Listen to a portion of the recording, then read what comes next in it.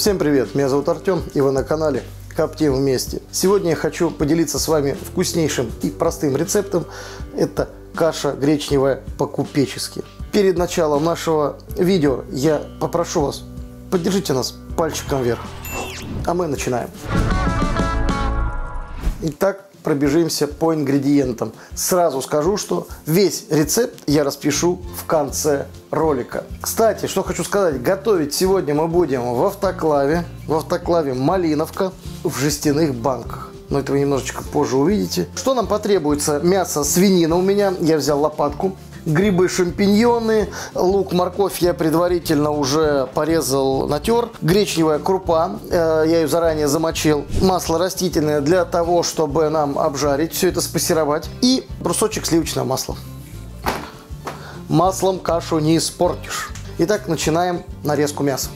Нарезаю мясо я на небольшие кусочки. Мясо у меня, как вы видите, с жирком. Есть такие, да, места. Все идет в топку, как говорится. От этого наша каша будет еще сочнее.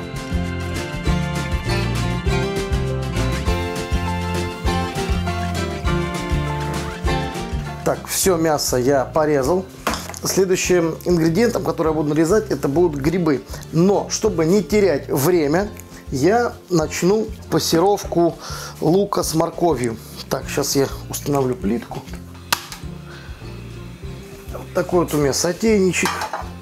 Огонь делаю средний, даже чуть ниже среднего, чтобы наши овощи не горели, а именно томились, тушились, пассеровались. Ну, так сказать, тоже и обжаривались. Так, добавляю растительное масло. Добавляем овощи. Лука с морковью у меня 50 на 50. Все замечательно. Теперь занимаемся грибами. Грибы я буду нарезать, ну, так скажем, в хаотичном порядке. Просто вот на такие слайсы. Сейчас я нарежу все грибочки. И затем будем добавлять их в сковородку.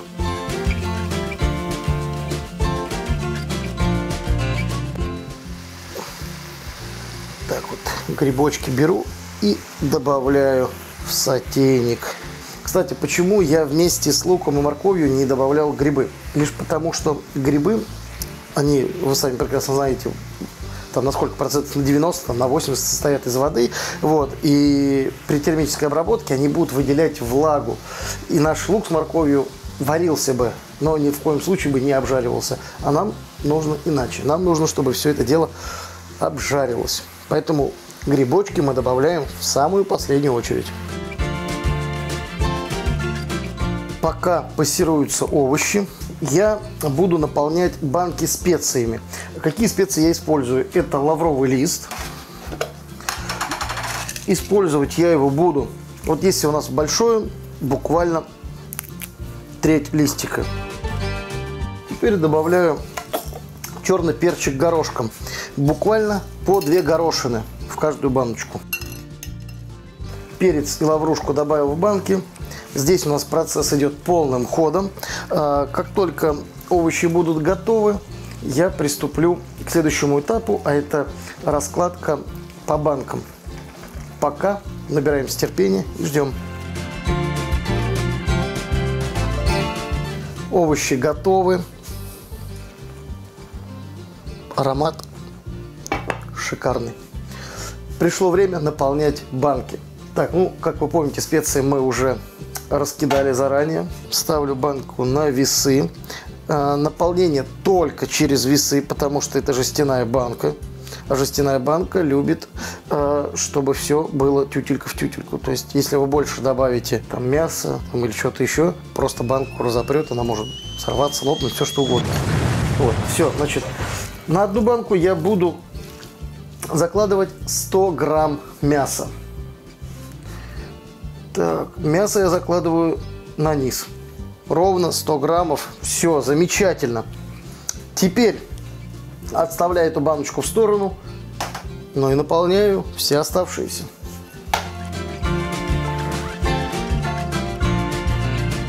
Мясо по всем банкам раскидал. Пришло время добавлять овощи.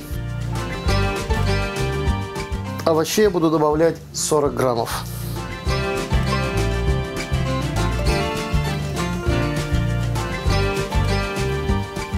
Все, отлично. Ровно 40 граммов. Отставляю в сторону и повторяю процедуру со всеми оставшимися банками.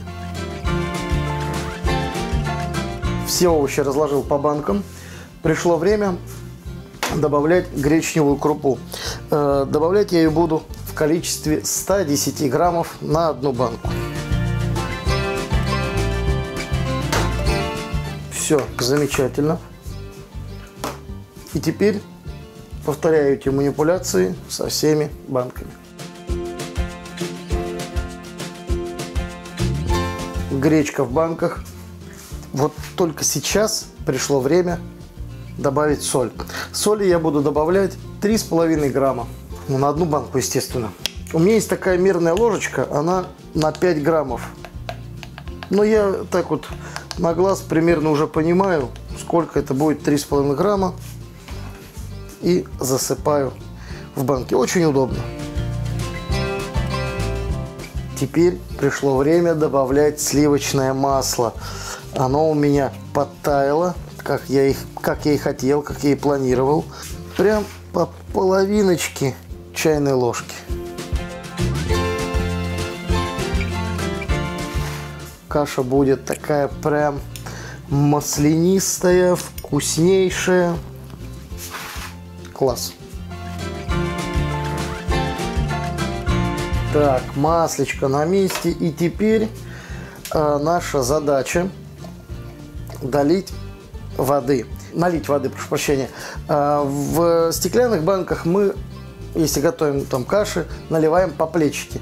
Здесь же у нас следующий расклад. Банка у меня 338 граммов, поэтому нам необходимо долить до этого значения. Понятно? Вот. Так. Ни больше, ни меньше. Ну, меньше-то еще ладно, но самое главное не больше. Лью прям на масло, на соль. Все, ровно 338 граммов. Процедуры все закончены, банки полностью наполнены. Пришло время накрыть их крышками. Готово. Все, теперь я их сейчас закатываю и... А что и? Увидите немногим позже.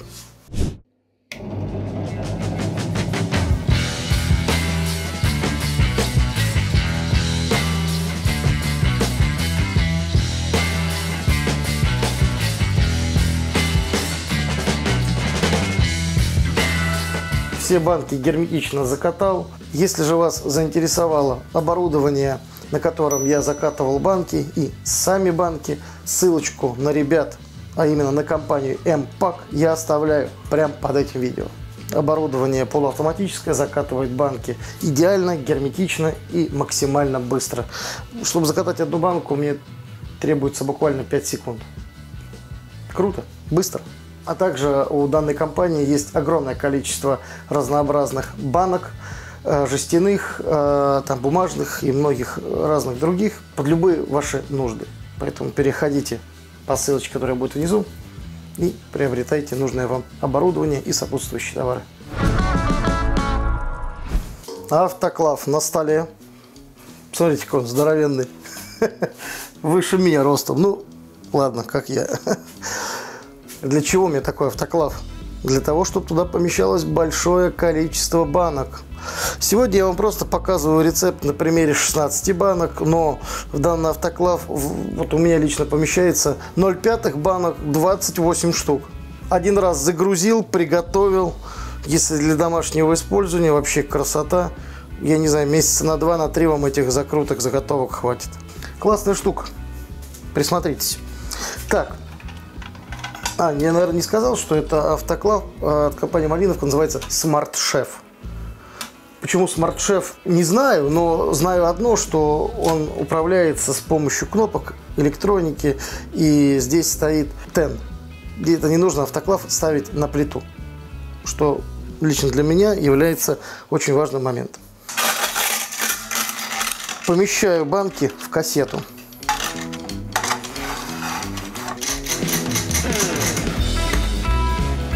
О, все здорово зафиксировано. Банки прижаты. Теперь, конечно, да, дилемма. Автоклав не для моего роста, но для моих потребностей. У компании «Малиновка» есть разные автоклавы. У меня самые огромные, есть там средние, есть малые. Ссылка будет внизу. В общем, переходите, выберите для себя, что вашей душеньке угодно. Кстати, это электрический, повторяюсь, есть еще автоклавы на газу. Кто-то, может быть, будет их использовать. Кстати, сегодня я буду готовить на воде. Сейчас я загружу кассету, залью водой. Не забудьте добавить 1 столовую ложку лимонной кислоты, чтобы у вас никакой накипи, ржавчины, ничего такого не было. Самое главное, чтобы вода покрывала кассету на 1 сантиметр. Закрутил крышку. И теперь включаю автоклав, выбираю нужную нам программу. Это у нас, мы сегодня готовим с вами мясосодержащий продукт. Поэтому выбираем режим мяса и ставим банку до 0,35. Выбираем ОК и ждем, когда автоклав сделает свою работу.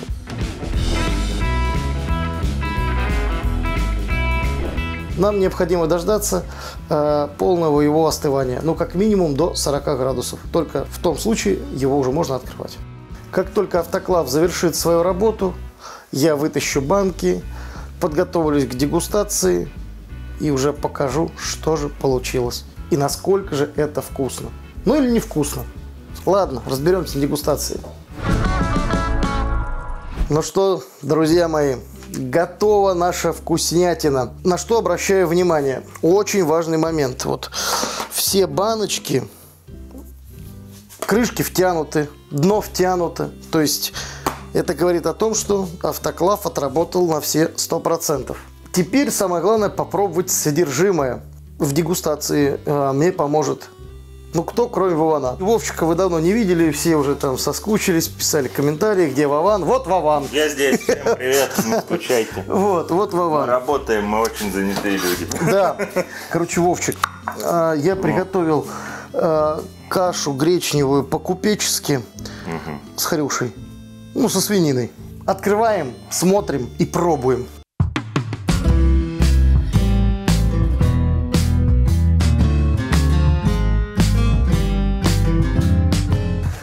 Вован, вот то, что получилось. Вот такая вот красота. Нормально, на столовскую похож, прикольно. Ну что, ну как есть, говорю. Да вот, ну, в принципе, да. Кстати, пахнет очень приятно. Здесь, кстати, еще маслечко сливочное. Ой, как вкусно. Мясо развалилось, даже на вилку не насадил. Ну да, да. Все сбалансировано, все выдержано. Просто вкусная еда, вот именно. Прийти домой, вот так не заморачиваться, открыл, разогрел. Эта продукция вся продается, имейте в виду. Да, да. Вот, заходите ко мне в группу ВКонтакте, вы заходите, там делайте заказы. Ну, в общем, разберетесь. Отлично. Ссылки будут внизу. Вот. В общем, сие блюдо я приготовил на автоклаве «Малиновка». Вот. На том товарищи. Вот он, да, стоит. Одним глазом смотрит, на вас наблюдает. Вот. Все, как вы видите, здорово, вкусно. Никаких претензий, никаких вопросов. Да, отлично. Поддерживаю. Ссылка на автоклавы будет прям под этим роликом. Рецепт будет в конце прям видео. Еще досмотрите, наберите терпения. Я всегда расписываю рецепт в конце ролика. Не перематывайте, смотрите. Да. Ну, в принципе, на этом что? Все, Вовчик, да? Большие пальцы вверх. Да, подписывайтесь на канал. На Вовчика вы посмотрели, поэтому напишите комментарий. Я вообще тут часто, но просто... Да, не всегда в кадре. Не всегда в кадре, да. Вот. И не забывайте про наши соцсети. Это группа ВКонтакте, Телеграм. Дзен. Дзен. Вот. Одноклассники. Вот. Все ссылки также прям под этим видео. Да. Ну и готовьте, повторяйте эту вкусную, простую пищу. Я думаю, что никакой сложности приготовить ее. Я с тобой согласен. Все, друзья, до новых встреч. Всем пока. Так, ты домой будешь брать же, да? Ну, парочку-троечку возьму.